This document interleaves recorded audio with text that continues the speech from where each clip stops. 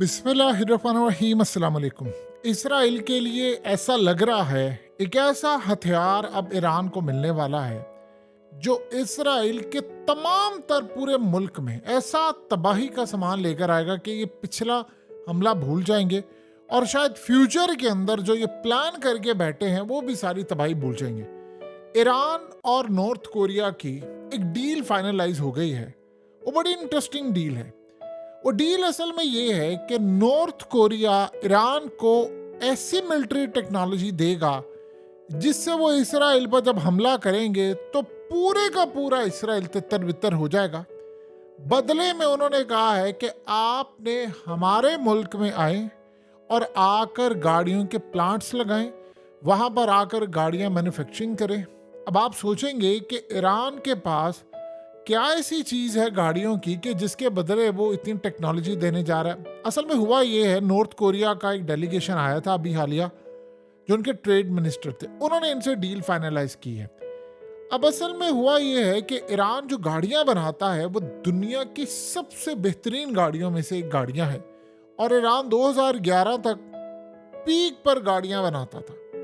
लेकिन प्रॉब्लम ये हुई कि उस वक्त ये 16 लाख के करीब गाड़ियां बना रहा था। अब वो कम हुआ, इनकी इंडस्ट्री तबाही का शिकार हुई जब इन पर पाबंदियां लगी, इकोनॉमिक चैलेंजेस आए, प्रोडक्शन उनकी बुरी तरह मुतासिर हुई। लेकिन ईरान ने उसके बाद अपने आप को इमर्ज किया और इस वक्त उनकी जो गाड़ियां हैं वो बसेस बनाते हैं, छोटी बड़ी एसयूवीज, लग्जरी गाड़ियां, क्लास की गाड़ियां हैं और उनके रेट भी बड़े मुनासिब हैं। अब आप ये सोचें कि ईरान की गाड़ियां जाती कहाँ। देखिए, एक तो वो लोकल वहाँ पर है क्योंकि उनको बहुत सारी चीज़ें वो ना तो इम्पोर्ट कर सकते हैं ना वो एक्सपोर्ट करते हैं, तो उनकी गाड़ियां कहाँ पर जाती हैं? इराक में जाती हैं, शाम में जाती हैं, वेनेजुएला में जाती हैं और इसके अलावा रशिया में जाती हैं, आज़रबाईजान में जाती हैं। अब आप ये अंदाज़ा कर लें कि ये वो तमाम कंट्रीज, आप ये समझ लें आज़रबाईजान को निकाल के, कि वो तकरीबन सारे के सारे इजराइल के खिलाफ हैं, अमेरिका के खिलाफ हैं। सो आज़रबाईजान के साथ उनके मामला ज़रा डिफरेंट है क्योंकि वो CIS कंट्रीज़ में शुमार होते हैं, यानी आप ये समझ लीजिए कि कॉमनवेल्थ ऑफ जो इंडिपेंडेंट स्टेट्स। अब सूरत हाल ये है कि आज़रबाईजान के साथ ताल्लुकात उनके, क्योंकि उनके हर किसी के साथ है, तो इनकी गाड़ियां बड़ी क्लास की हैं। अब नॉर्थ कोरिया को ज़रूरत है, नॉर्थ कोरिया की दुनिया के साथ ताल्लुकात नहीं है, ना वहाँ हो रहा है, उसकी इंटेलिजेंस मालूमात तक अमेरिका को नहीं मिलती, ना इसराइल को।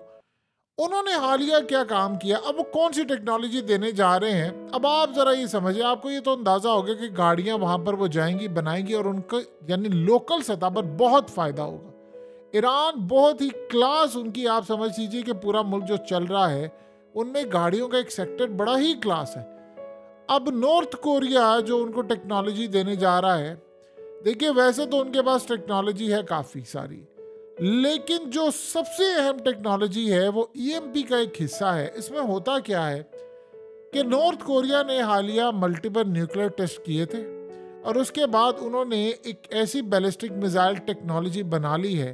अब वो करता क्या है कि वो पेलोड, जो न्यूक्लियर पेलोड होता है, वो अपर एटमॉस्फेयर, यानी एक होता है कि जिस तरह इन्होंने हालिया इजराइल पर हमला किया, वो मिसाइल दागे वो सीधा जाकर हिट किए और बहुत सारे तबाह हुए। अब होता क्या है कि वो जो पे लोड होता है वो लेकर जाता है, जो इनका अपर एटमॉस्फेयर होता है यानी फिजा में, वो ऊपर तक लेकर जाएगा, सिर्फ उसको वहां ले जाना है, दैट्स इट। यानी एक होता है कि आपने एक टारगेट पर जाकर हिट करना है, आपने कुछ करना नहीं, आपने कुछ नहीं करना, आपको सिर्फ इसराइल की हदूद तक लेकर जाना है। पूरे का पूरा इसराइल अंधेरे में डूब जाएगा, सारे मोबाइल फोन ऑफ हो जाएंगे उनके, सारे के सारे अस्पताल शटडाउन हो जाएंगे, जहाज उनके बंद हो जाएंगे, तमाम का तमाम इसराइल, पूरे का पूरा इसराइल अंधेरे में डूब जाएगा, इंटरनेट बंद हो जाएगा। आप नाम ले और वो तबाही इसराइल के अंदर ना होगी, यानी पूरी दुनिया से इसराइल कट ऑफ हो जाएगा। ना वहाँ जनरेटर चलेंगे, ना वहाँ कोई और काम होगा, बैटरी से लेकर तमाम EMP का ऐसा हमला होगा कि जिसके बाद इसराइल पूरी दुनिया में तबाह, यानी आप ये सोचे कट ऑफ हो जाएगा, पता ही नहीं है कि इसराइल एग्जिस्ट भी करता है कि नहीं। और आप एक बात याद रखिएगा, एक दफा सिर्फ आपने ऐसा EMP हमला कर दिया, देन ईरान क्या कर सकता है कि फिर तो आपका रडार सिस्टम भी फारिग हो गया, फिर तो आप ना रोक सकते हैं मिसाइल, ना कोई और कर सकते हैं। फिर वो डंके की चोट पर खड़े होकर उनकी मिलिट्री साइट्स, डिमोना, उनकी जो खास तौर पर मिलिट्री बेसिस है, इवन कि उनकी पार्लियामेंट, कहीं पर भी वो मिसाइल दाग सकते हैं और उसको उड़ा सकते हैं। अब आप यहां से अंदाजा कर लें कि इस वक्त नॉर्थ कोरिया कितना अहम है। देखिए, वो तमाम ममालिक जिन पर इंटरनेशनल पाबंदियां लगी, उन तमाम के तमाम मालिक ने अपने आप को बनाया, बेहतर किया, आज वो कहां से कहां चले गए। नॉर्थ कोरिया ने असल में अब चाइना के साथ मिलकर प्लान ये किया है कि वो तमाम ममालिक जो चाइना के इत्तेहादी हैं उनको चीजें सप्लाई करनी है। नॉर्थ कोरिया के पास सबसे बेहतर जो चीज है वो है डिफेंस टेक्नोलॉजी। अब वो कर क्या रहे हैं कि वो रूस को यानी मिसाइल सप्लाई कर रहे हैं, ईरान भी कर रहे हैं। इन दोनों ने कहा और डिनाई भी किया। अमेरिका ने कहा जी ये करे, वो कह रही हम तो नहीं ले रहे, किसी को क्या पता चलता है। ईरान को देखिए क्या मसला है, पाबंदियां उस पर लगी हुई हैं। नॉर्थ कोरिया को क्या पाबंदियां लगी है, तो दोनों एक दूसरे के साथ ट्रेड करे, कोई मसला नहीं। अब सोचे जरा, हमें अगर अमेरिका का डर ना होता तो ईरान की इतनी सस्ती गाड़ियां हम वहां से चुपके से मंगवा लेते, हमारे मुल्क में चले होते, फ्रेट का भी खतरा नहीं था। अगर हम अमेरिका के सामने खड़े होते, देखिए वैसे भी तो 2 नंबर तेल आ रहा है ना, वहां से सारा स्मगल होकर आ रहा है कि हमारे यहाँ पर रिफाइनरीज जो है वो बंद हो रही हैं, क्योंकि सारे का सारा तेल वहां से आता है, वहां को सस्ता नहीं मिल रहा है, स्मगल होकर फुल धड़ाधड़ आ रहा है, तेल आ रहा है, चीजें आ रही।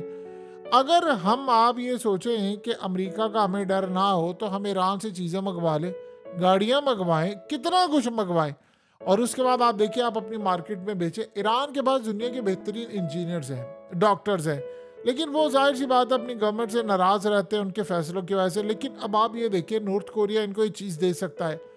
अब जब ये चीज दे रहा है तो उसके साथ नॉर्थ कोरिया के पास है मिसाइल टेक्नोलॉजी।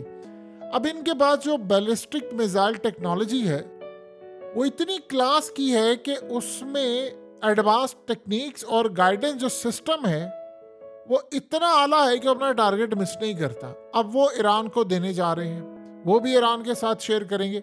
इसके अलावा जहां तक रहेगी बात न्यूक्लियर टेक्नोलॉजी की, देखिए ईरान न्यूक्लियर बनने के बिल्कुल करीब है, ऑलमोस्ट उसने कई वारहेड बना ली है, लेकिन न्यूक्लियर प्रोग्राम टेक्नोलॉजी के अंदर डिज़ाइन, प्रोडक्शन, ये तमाम चीज़ें वो ट्रांसफ़र करते हैं और इसमें जो गारंटी होती है वो चाइना की होती है। इसके अलावा कन्वेंशनल आर्म्स जो है नॉर्थ कोरिया के पास वो बड़े क्लास हैं, रोबोस्ट यानी डोमेस्टिक सतह पर जो बनाते हैं क्या क्लास वो बनाते हैं। और सबसे इंटरेस्टिंग, साइबर वॉरफेयर में तो नॉर्थ कोरिया का मुकाबला ही कोई नहीं है। यानी आप ये सोचें कि जो पूरा मुल्क जैम करवा दें वो क्या कुछ नहीं, इस तरह की बेशुमार टेक्नोलॉजी। अब नॉर्थ कोरिया के मिसाइल की टेक्नोलॉजी आ रही है। अब आप सोचें सारी दुनिया से नॉर्थ कोरिया कट ऑफ है, यानी उनके लोग दुनिया में नहीं जाते, वो वहां पर नहीं आते, कुछ पता नहीं है। लेकिन आप ये सोचें कि नॉर्थ कोरिया अभी तक वो कहता है कि मेरे पास ऐसी टेक्नोलॉजी है और अमेरिका को पता है, उसने कहा जब ये कूदेंगे मैं अमेरिका पर मिसाइल दाग दूंगा। अब नॉर्थ कोरिया के पास जो टेक्नोलॉजी है, इसराइल को तो ये बात हजम नहीं हो पा रही। देखिए एक चीज आप अगर गौर करेंगे कि ईरान के दोस्तों में कौन सा मुल्क शामिल है, ये आप देखिए ईरान इस वक्त खित्ते का किस तरह किंग बना हुआ है। यानी उसका दोस्त रशिया न्यूक्लियर टेक्नोलॉजी, वो खुद भी अब न्यूक्लियर बनने जा रहा है, चाइना न्यूक्लियर, उसके अलावा आप देखिए नॉर्थ कोरिया के साथ वो न्यूक्लियर, फिर होसी वो न्यूक्लियर नहीं है लेकिन ये खतरा है कि उनके पास वारहेड जा सकते हैं ईरान से गए हुए, और उनके पास रूस ने दावा किया है कि जी उनके पास हाइपरसोनिक मिसाइल है, और वो आपको पता है ना वो अमेरिका से डरते हैं ना वो बरतानिया से, वो जिसका दिल करता है उसको दाग देते हैं मिसाइल और मारने के लिए तैयार है। तो इन ममालिक के पास टेक्नोलॉजी होना कितनी अहम होती है। इराक, शाम, और सबसे बढ़कर ये जो मलेशियाज इनके पास होते हैं, जो प्राइवेट ग्रुप्स हैं, वो तो बड़े ही तबाहकुना, और अब उनके अफगानिस्तान के साथ ताल्लुकात। अब आप अगर गौर करें तो ये पूरे के पूरे ये तमाम लोग, यानी आप सोचें कि उनके वेनेजुएला से भी अच्छे ताल्लुकात हैं। वेनेजुएला के अंदर भी हुकूमत गिराने की कोशिश की अमेरिका ने, नहीं कर सके। अब यहाँ पर जो हालात इस वक्त पैदा हो रहे हैं वो तो क्लियरली इंडिकेट कर रहा है कि ईरान, रशिया, चाइना और नॉर्थ कोरिया इन सब ने अपना ईका कर लिया है। देखिए अगर पाबंदियां बर्बाद कर सकता किसी का भी कोई यानी मुल्क, तो ना आज सफ़ा हस्ती पर नॉर्थ कोरिया होता, ना ईरान, ना रूस ना कुछ। सोचे अगर ईरान के ऊपर इतनी पाबंदियां ना लगती, इन्होंने दुनिया को फतह कर लेना था।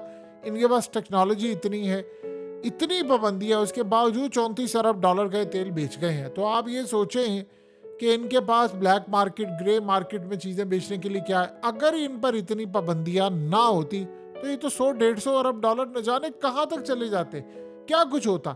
सो इन्होंने परवाह नहीं की, अब ये तैयार है। अब इसराइल के लिए बड़ा झटका ये है कि अगर ईरान को ये चीज़ मिल जाती है, जो गालिबन असल में ये लोग करते क्या है, ये दुनिया को दिखाने के लिए, देखिए अगर नॉर्थ कोरिया ट्रेड करे और चीज़ें आ जा रही हैं तो किसी ने नॉर्थ कोरिया को पूछना है या ईरान से पूछना है, वो ना भी ऐलान करते इसका।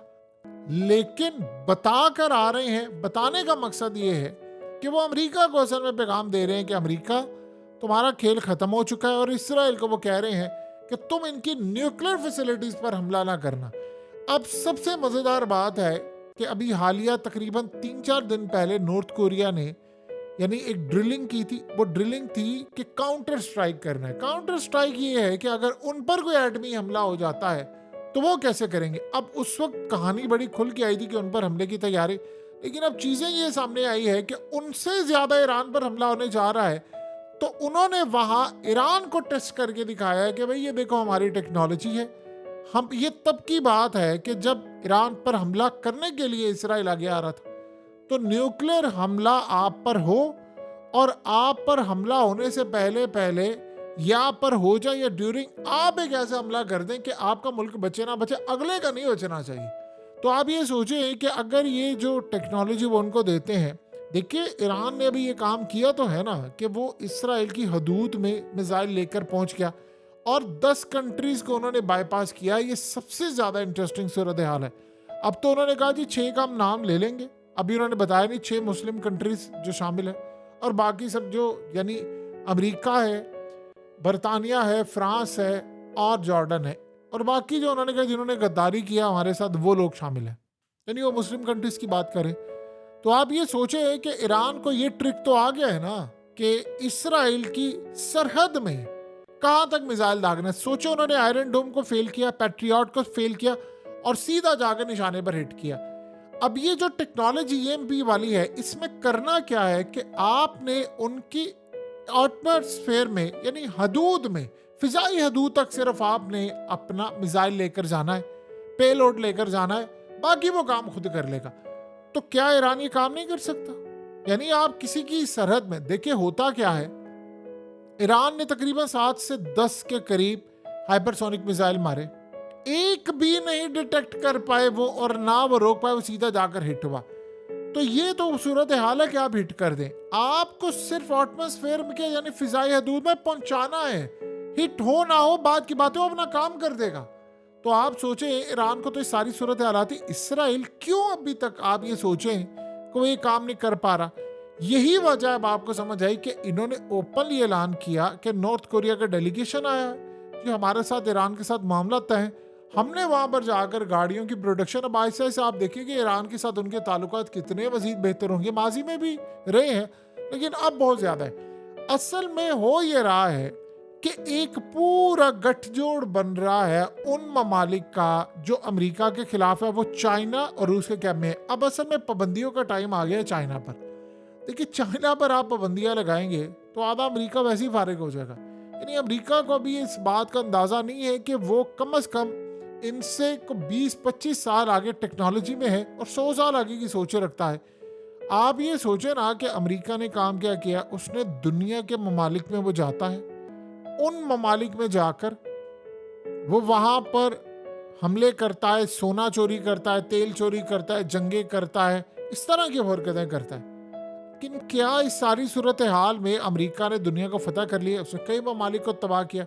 लेकिन चाइना को आप देखें, उसने सिर्फ माल बनाया, प्रोडक्शन की है, अपना माल बेचा है, ये सारे उस पर इल्ज़ाम लगाते रहे कि जी वो हमारा यानी दुनिया में कोई गाड़ी लॉन्च होती है तो चाइनीज़ वहाँ जाते हैं और साथ उन्होंने जाकर फीते पकड़े होते हैं, मेजरिंग टेप पकड़ी होती है, वहाँ पर नोट्स बना रहे होते हैं। उनको इतना गुस्सा चढ़ता है दुनिया को, यार ये गाड़ियाँ हम बना रहे, वो नोट करते हैं, तस्वीरें उतारते हैं, बैठते हैं, गाड़ी का एक आधा ऑर्डर भी कर देते हैं, बल्कि 2-4 ऑर्डर करते हैं, फिर वहाँ जाते हैं चाइना में, उसकी कॉपी तैयार होती है। और मज़े की बात यह है कि जो कॉपी तैयार होती है, जैसे शॉमी ने अभी लॉन्च की, आप सोचे हैं कि Xiaomi ने एक इलेक्ट्रिक गाड़ी लॉन्च की है, अब वो इतनी तबाही करने वाली है पूरे यूरोप की कि वो प्राइस इतनी कम है, ये मीट नहीं कर पा रहे, तो इनको ये बात समझ नहीं आ पा रही कि करे क्या। सो अगले कुछ अरसे के अंदर जो चाइना ने इनके साथ करना है वो इनको अंदाज़ा भी नहीं है। देखिए, अगर ये लोग इतने समझदार होते तो अफगानिस्तान के अंदर ये जंग करते। वो वैसे एक अलग बात है, कहानी बड़ी मज़ेदार आई है। एक अमेरिकी फ़ौजी का इनके इंटरव्यू चला है और उस बंदे ने बड़ी इंटरेस्टिंग बात की है। इसको आप रूहानियत में भी ले सकते हैं, इसको आप कुछ भी कह सकते हैं, यानी हर कोई अपने अंदाज में कह सकते। उसने कहा जी हमने अफगानिस्तान में गए, हम हैरान थे कि अफगानिस्तान के अंदर हम हमला करते थे अफगानों पर, लेकिन अजीब सूरत हाल होती थी। हमें ऐसा लगता था कि हमारी बैक पर कुछ साया है जो हमें वॉच कर रहा है। ये वहाँ के तमाम लोगों ने महसूस किया। कहते हमें समझ नहीं आती थी, लेकिन वो कह रहा है कि हमें लगता था कि हमें वॉच कर रहे हैं किसी ना किसी तरह। ये गारों में कैसे हो? कहते हम जहाँ से हमें प्लान बनाना होता था अपना कॉन्वॉय ले जाने का, गुजरने का, ये वहाँ पर आते थे किसी तरह और वहाँ पर डिवाइसेस लगाया जाता कि हम मॉनिटर कर रहे होते, हमें नजर नहीं आते थे। अब आप इसको किसी भी अंदाज में देख सकते हैं। बहरहाल उन्होंने कहा जी असल में तालिब वो अपना एक्सपीरियंस शेयर कर रहा था कि वो बड़े ज़बरदस्त फाइटर्स हैं। उसने ये बात इस सेंस में नहीं कही कि दुनिया उसको, आप इसको किसी भी अंदाज में एक्सप्लेन कर सकते हैं कि कोई रूहानी कुव्वतें उनकी मदद करती हैं। देखिए, ये बात तो तय है ना कि आप जब जंग में उतरते हैं और आप अपने से बड़ी ताकत के साथ लड़ पड़ते हैं और आप समझते हैं कि आप हक पर हैं, तो फिर ये कुव्वतें उतरती हैं आपकी मदद करने के लिए। और वो कहते हैं जी हमारी फरिश्तों ने मदद की, हो तो कई दफ़ा बरमला कह चुके हैं। सो अब सूरत हाल ये बड़ी इंटरेस्टिंग पैदा हो चुकी है इजराइल के लिए कि उसको अपने आप को भी बचाना है, नॉर्थ कोरिया को भी तबाह करना। देखिए, अब नॉर्थ कोरिया ईरान का इत्तेहादी है, तो टेक्नोलॉजी देना खाली मामला नहीं होता, इत्तेहादी भी है। सो सूरत हाल अब ये पैदा हुई है कि इन्होंने उनको तबाह कर देना है। इसराइल पूरा बंद हो गया तो चला जाएगा 100 साल पीछे। अच्छा, एक दफ़ा हो जाए, नीचे से फौजें भी दाखिल हो जाएं, एक दफ़ा पूरा हिसाब किताब पूरा कर देना चाहिए।